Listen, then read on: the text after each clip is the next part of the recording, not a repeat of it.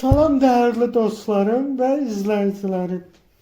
Bildiğimiz gibi mayın 1'inden 4'üne dek Kıbrıs Türk Cumhuriyeti'nde Uzay Havacılık ve Teknoloji Festivali keçirilmiştir.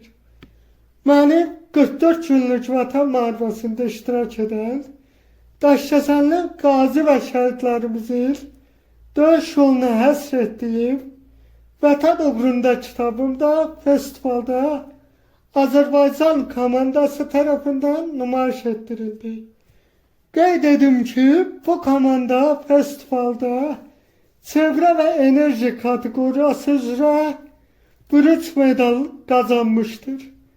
Onların layihələri deniz ve okean suyundan çevreye daha az zarar verecek şekilde ve daha az kaçla lityum istehsal etmek idi.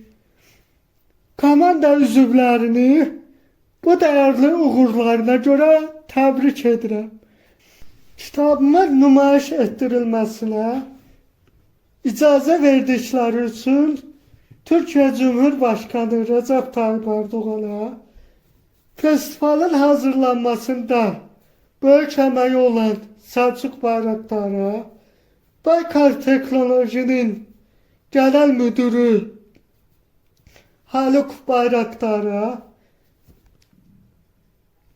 İmanlı Vətən Evladı Derneği Genel Başkanı benim gönül elçim Mustafa Nazırlı Bey'e, Türkiye Teknoloji Takımı Vakfı'nın başkanı Elvan Hanım'a, Azərbaycan Xudafərin Boz komandasının danışmanı Aysel Məmmədovaya, üzvləri Eldur İslamova, Eldur Məmmədova, İlham Kərimliyə, Nihat Səfərliyə və Nəzrin Əfəndiyevaya təşəkkürümü bildirirəm.